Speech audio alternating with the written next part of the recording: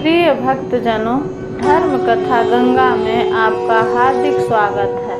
करवा चौथ कार्तिक माह के कृष्ण पक्ष की चतुर्थी को सुहागिन स्त्रियों द्वारा अपने पति की लंबी आयु की कामना के लिए किया जाने वाला व्रत है। इस दिन विवाहित महिलाएं अपने पति की लंबी उम्र और सफलता के मनोकामना पूरी होने के लिए कठिन व्रत रखती हैं। उसी जगह अविवाहित कन्याएं सुयोग्य वर की कामना के लिए इस व्रत को धारण करती है। इस दिन सुहागिन स्त्रियां पूरे दिन निर्जला व्रत रखकर शाम को चंद्र दर्शन के बाद चंद्रदेव को अर्घ देकर यह व्रत खोलती हैं। कहते हैं कि बहुत समय पहले एक साहूकार के 7 बेटे थे। उनकी एक बहन थी जिनका नाम करवा था। उन दिनों करवा अपने मैके आई हुई थी और सभी भाभियों ने करवा चौथ का व्रत किया हुआ था तथा साथ ही उनकी बहन ने भी यह व्रत रखा हुआ था। शाम को जब भाई घर आए तो देखा उनकी बहन बहुत व्याकुल थी। सभी भाई खाना खाने बैठे और अपनी बहन से भी खाना खाने के लिए कहा, लेकिन बहन ने बताया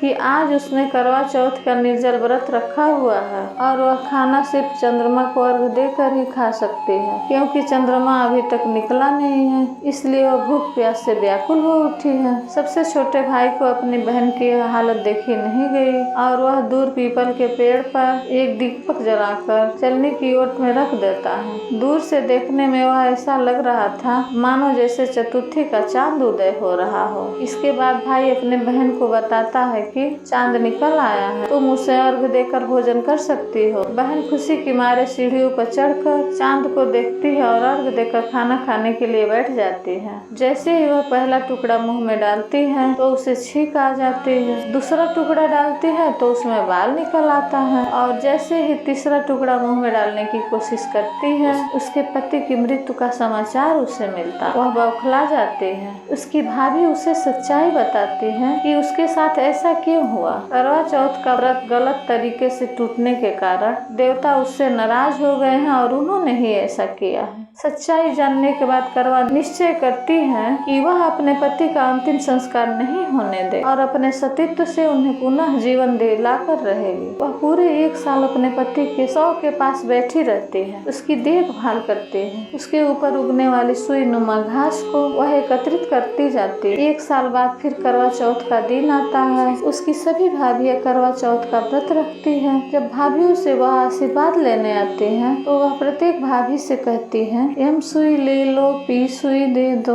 मुझे भी अपनी जैसी सुहागिन बना दो। लेकिन हर बार भाभी उसे अगली भाभी के पास भेज देती थी। इस प्रकार जब 6वें भाभी की नंबर आई तो करवा उससे भी यही बात दोहराती है। वह भाभी उसे बताती है कि जब सबसे छोटे भाई की वजह से तुम्हारा व्रत टूटा है तो उसकी पत्नी में ही शक्ति है कि वह तुम्हारे पति को दोबारा जीवित करे। इसलिए जब वह आए तो तुम उससे पकड़ लेना और जब तक वह तुम्हारे पति को जिंदा न कर दे उसे छोड़ना मत। ऐसा कहकर वह चली जाती है। अंत में जब सबसे छोटी भाभी आती है, करवा उनसे भी सुहागिन बनने का आग्रह करती है, लेकिन वह टाल मटोल करने लगते हैं। इसे देखकर करवा उन्हें जोर से पकड़ लेती और अपने सुहाग को जिंदा करने के लिए भाभी उससे छुड़ाने के लिए नोचती खसोटती है, लेकिन करवा नहीं छोड़ती है। अंत में उसकी तपस्या को देखकर भाभी पसीज जाती है और अपने छोटी अंगुली को चीरकर उसमें से अमृत उसके पति के मुंह में डाल देती है। करवा का पति तुरंत श्री